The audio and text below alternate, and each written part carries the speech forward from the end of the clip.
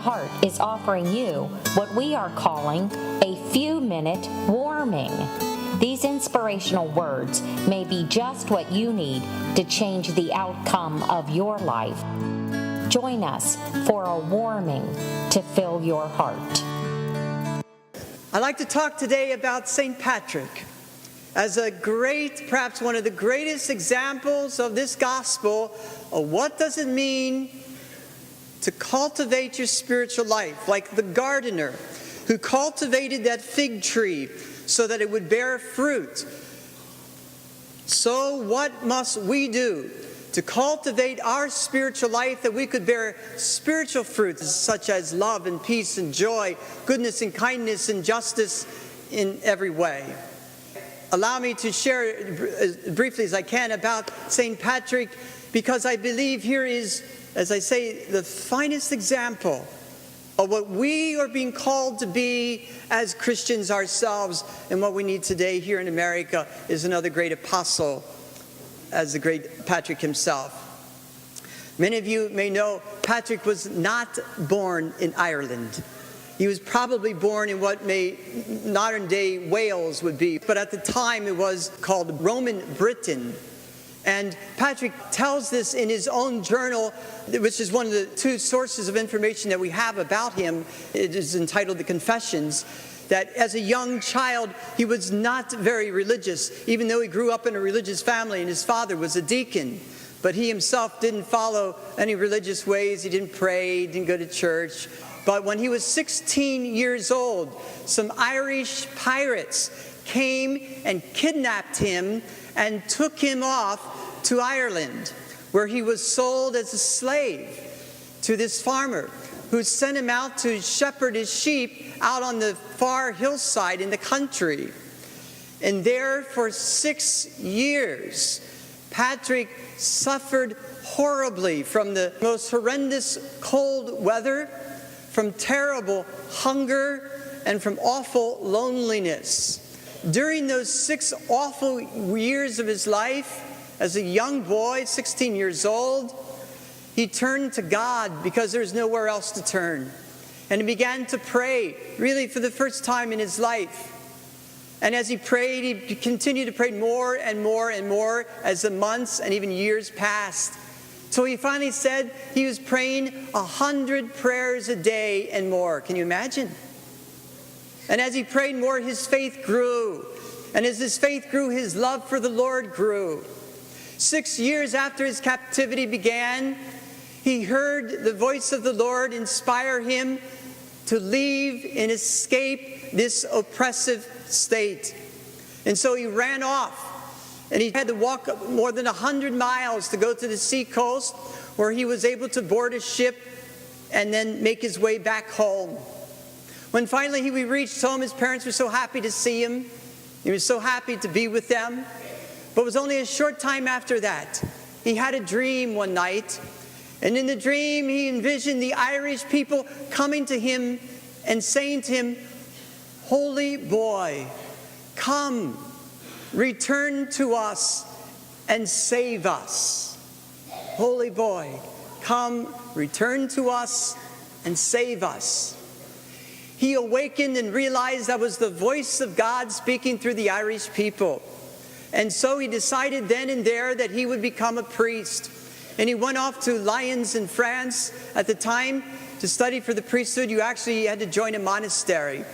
And he spent if you could imagine, some 20 years living in this monastery, being trained in the monastic ways of holiness and prayer, of the church teaching.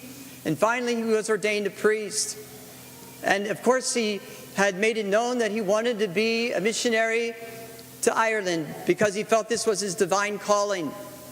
But for some reason, the faculty of that particular monastery selected another man by the name of Palladius, who was smarter and they judged to be holier and more fitting for this very arduous mission of going to Ireland. Can you imagine how crushed Patrick was to prepare for 20 years for something, a mission that he was not given? I mean, he was so heart-sunk, but by now he had learned to put his trust in the Lord. And as faith works, Within a year, Palladius had died. And so they selected Patrick as the second best. And they ordained him a bishop. He would need to be a bishop if he were to go off to the country on his own, to ordain priest himself. And with their blessing, sent him off to Ireland. And here in this country that had only been introduced to Christianity, he began by spending time in prayer and fasting. Tradition has it that he climbed this mountain that's now attributed to him. It's called Croagh Patrick in Gaelic, the mountain of St. Patrick, where he spent the 40 days of Lent in prayer and fasting to begin this great mission of trying to convert this largely pagan nation to Christ. With much prayer, with much fasting, he prayed and prayed and prayed. And then he began to address many of the evils of this nation. You've heard, of course, the legend where Patrick drove out the snakes of Ireland. Well, you could guess there has been studies that were done even 100 years before Patrick arrived that showed there weren't any snakes there to begin with. Another wonderful Irish tale. But if you appreciate the allegory, you can understand that the serpent is the sign or symbol of evil.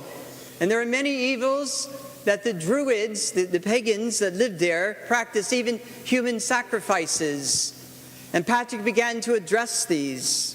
And worse yet, was a common practice was slavery. And do you know that Patrick is the first man in human history to be known to unequivocally condemn slavery? This is the 5th century.